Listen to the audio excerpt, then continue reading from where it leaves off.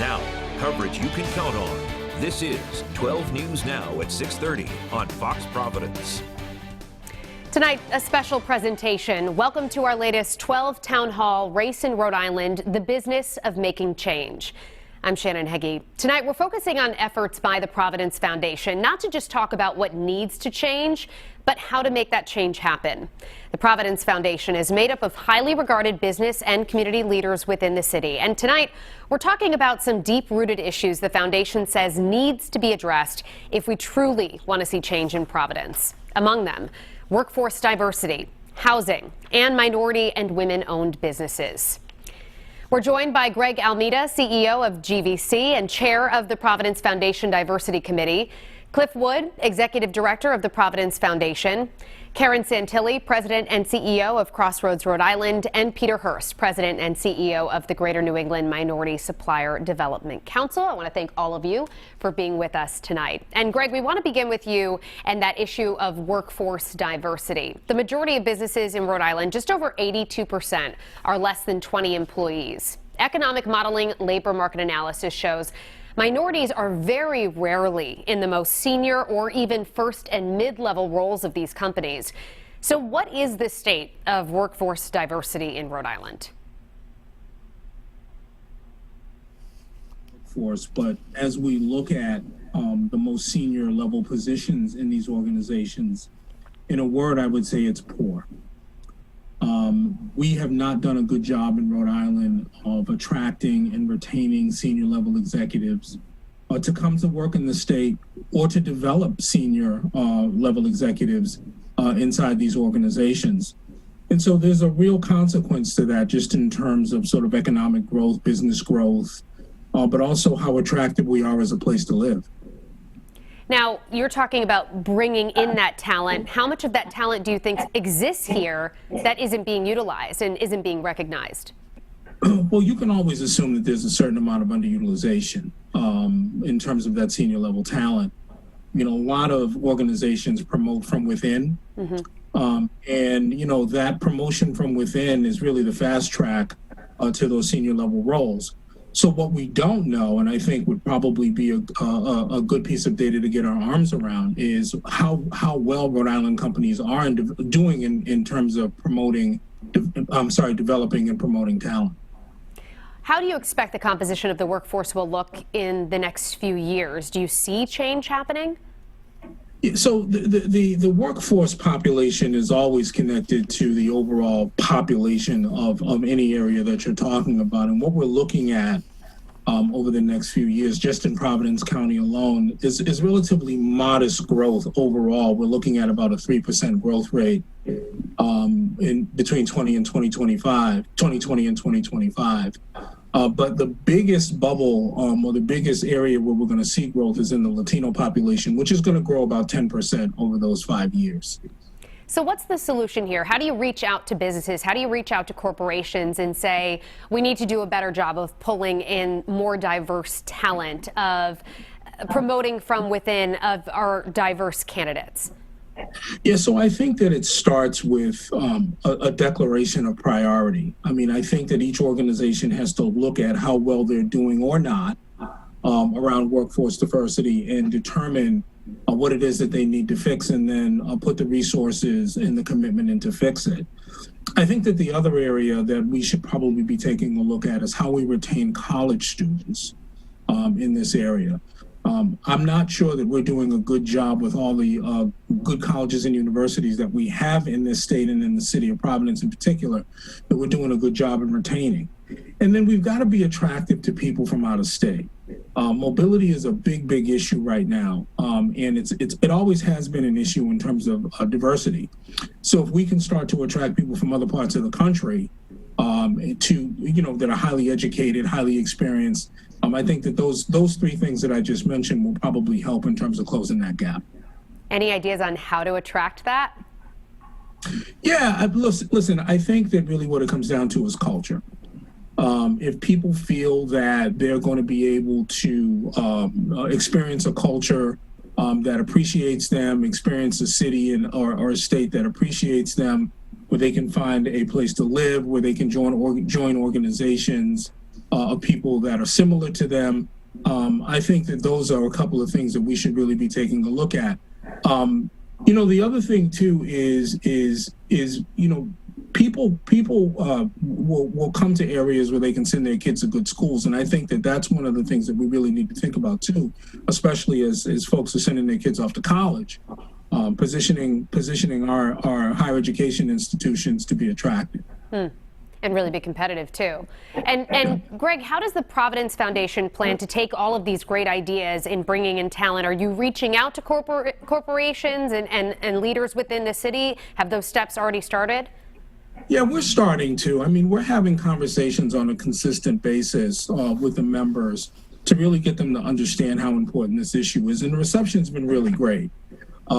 So those conversations are ongoing. A lot of the things that we're doing as a committee is about increasing membership within the Providence Foundation trustees and making sure that we have a lens on all of the decisions that we make in terms of how we engage externally.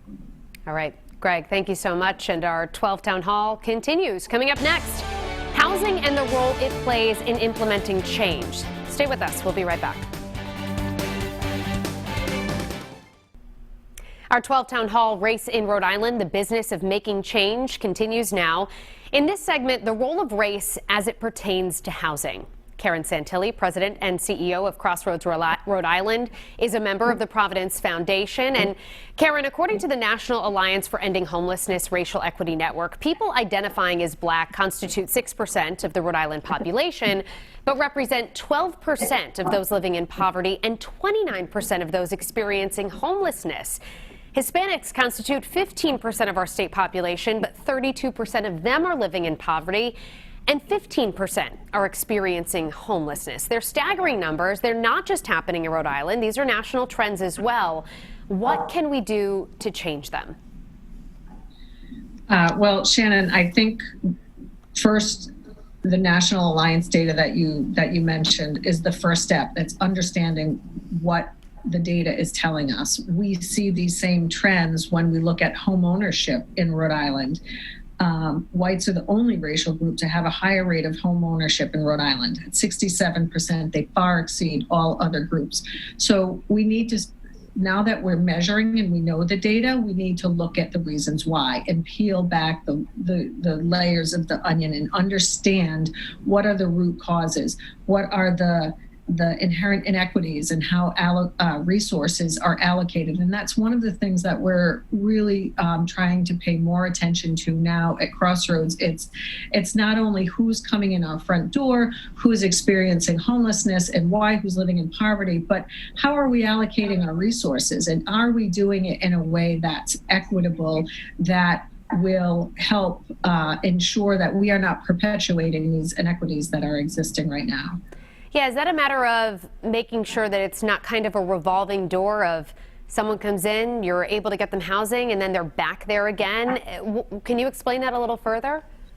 So, we receive all different kinds of funding, and funding comes with certain requirements, and we need to make sure that those requirements aren't putting different groups, whether it's Latino or Blacks, at a disadvantage in terms of who gets accepted into the programs and who's allocated those resources. So ensuring that our funding sources and our programs are not perpetuating that.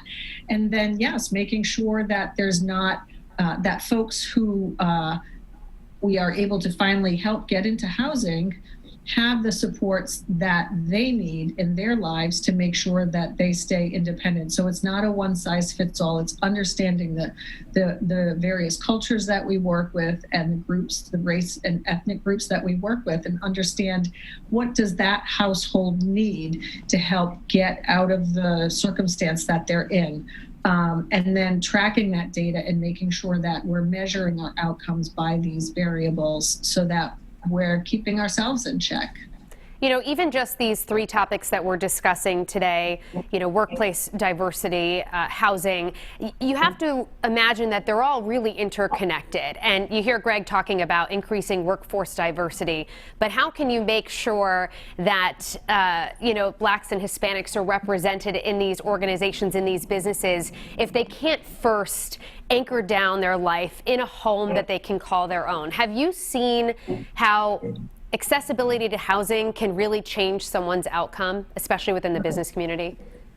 Oh, absolutely. It's the foundation of everything. How can you get, you know, even start to search for a job online? Everything is online. If you don't have a home, you don't have the access to the internet. You don't feel good about yourself because you were sleeping in a congregate shelter next to a stranger and you had to wait in line for a shower, couldn't even take a shower. I mean, these are all basic things that come when you have your own apartment that we all take for granted. That's essential and necessary to look for employment, or find, if you're already employed but experiencing homelessness, how do you find employment that allows you to earn a higher wage? I mean, ultimately, you can't continue paying your rent if you're not employed. And so employment is a big factor. We see time and time again that the data proves once someone is housed, not only does their quality of life and their employment rates improve, but their health improves. It's all connected. And that's why when we're looking at solutions, we have to look across the board. We can't just rely on the jobs sector or the housing sector to address these inequities. We need to look across the sectors and come up with holistic solutions. And crossing sectors is really what you're doing, working with the Providence Foundation and being able to talk to these business owners directly. Yeah, I'm a proud member of the board of directors and the trustees of the Providence Foundation, and we're having lots of really good, but you know, they're not easy conversations, but we're having them, and that's important. All right. Karen Santilli, thanks so much. When our town hall continues, women and minority-owned businesses. Coming up, we take a closer look at how they're faring in this pandemic and what needs to be done to offer more support. Our 12th Town Hall continues after this. Welcome back to our 12th Town Hall, Race in Rhode Island, the business of change. Joining us to talk more about minority and women-owned businesses is Peter Hurst, President and CEO of Greater New England Minority Supplier Development Council. The council works to provide increased opportunities for minority businesses of all sizes. Peter, we know a lot of businesses are really struggling right now. How are these businesses in particular faring during this pandemic, and what resources are available to them? Well, they've certainly been hurt by the pandemic. Revenue is certainly down, in some cases 30, 40%. The PPP program didn't help as much as it could have for minority-owned companies. It went to larger companies. And so that's a really significant issue because minority businesses, like all businesses, they need capital, they need contracts, and they need constant opportunities. So, you know, to the extent that, you know, the government and the private sector can help provide more opportunities for minority-owned businesses and certainly more capital, that will definitely help. When you speak to that, you're talking about corporations stepping in as well. I mean, what should they be doing? Should they be really reaching out a helping hand, especially if they got a larger share of those loans? Well, I think one of the things that really needs to happen is a change in perception. Historically, minority-owned businesses have been considered to be small and struggling. That's certainly part of the reality. But minority-owned businesses are just like all businesses. There's some that are very successful, and we need to look at, you know, supporting minority business development. It's not just the right thing to do, but the smart thing to do, because minority-owned businesses generate economic output. They create and maintain jobs, especially with people of color. They generate tax revenue, and their leaders constitute servant leaders in the communities in which they operate. Yeah, let's dive a little deeper into that, because the Federal Reserve's most recent survey in 2019 finds not much has changed when it comes to the racial wealth gap since the last time they did the survey back in 2016. The typical white family has 8 times the wealth of the typical black family, 5 times the wealth of the typical Hispanic family. Can you explain a little more about how these women and minority-owned businesses play a larger role in reducing that gap and changing those numbers? Well, let me share with you. In 2019, we commissioned an economic impact study by a third party, and we certified businesses in all of the New England states, Connecticut up to Maine. We have about 250 minority-owned companies that we've certified. The study found that those companies generated $4.3 billion in GDP. They supported wages of about $1.9 billion. They supported jobs of about 32,000. And at our minority-owned companies, they have 20,000 employees, and 65% of those are people of color.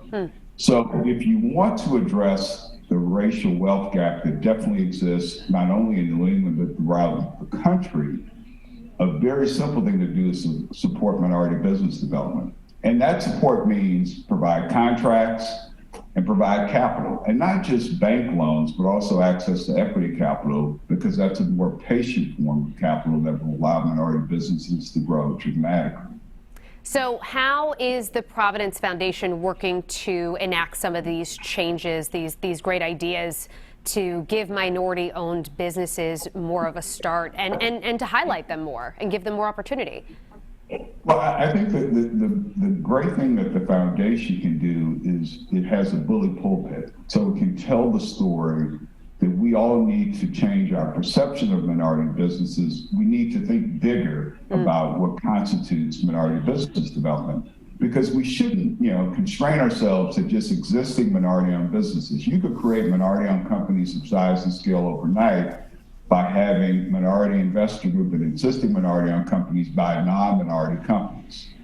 And the most important thing is that the folks in the corporate sector and the public sector who are making procurement decisions need to make a concerted effort and focus to do business with minority-owned companies, because it builds stronger communities. It makes the Rhode Island economy, the New England economy, the United States of America economy stronger. Right, you absolutely want to see them succeed. All right, Peter, thank you. And Cliff, your foundation obviously focuses on Providence, but what would you say to business and community leaders watching this in other cities and towns in southern New England who are saying to themselves, I want change too, but I don't know how to go about this. What can I do? Well, I would say that it's just start. I don't hold up the foundation. We have a lot of work to do. And I want to thank Greg Almeida, who really came aboard as a board member, first as a person we were working with to help us address what our needs to change were. We have about 120 members in our organization. We're 46 years old. And our goal is to create an environment that attracts investment to Providence. Providence is about half the state's GDP, and we're over half we're a minority majority city. And so if the state is going to succeed, the city has to succeed. And that means the people of the city have to succeed. And so in our mission, as we expand what it means to create an economically attractive city, a competitive city, that means making sure that all the people have opportunity to be prosperous. And so we're just turning ourselves to look outward and say, what can we do both as an organization, but amongst our 120 members, to say, how can we plug in and do some of these things that people like Peter recommend? How do we do working on some of these housing issues? How do we create an environment that is attractive, that allows for a prosperous city, and a prosperous city that shares that benefit, that wealth with everybody who lives and works here? Well, it certainly sounds like you have all the pieces of the puzzle together versus, as far as who's representing in this conversation and then the specific pieces of change that you're looking to implement. So I'm sure you all want to hit the ground running and really start making these things come to fruition. Yeah, we see that as critically important, and we're just very pleased to have the opportunity to be here in this place at a time when this is a big focus and maybe one that's really well overdue. It's an opportunity for us to continue our legacy work. To open doors for folks and to bring them in to make us better and to make us all really a more competitive, a more attractive place, and to look down the road and see an integrated city that shares that wealth amongst everyone that lives here. Absolutely. And would you love to see foundations like this formed elsewhere? Yeah, I mean, like I said, the Providence Foundation, we're 46 years old, and we've been involved with revitalization of Providence, city statewide issues such as transit, tax policy, public infrastructure. Those things are not separate from this issue. They're actually the same thing. We're trying to look at all this work with a diversity lens. How do we make this work succeed by recognizing the breadth of people that need to be involved, the breadth of people that need to be part of it.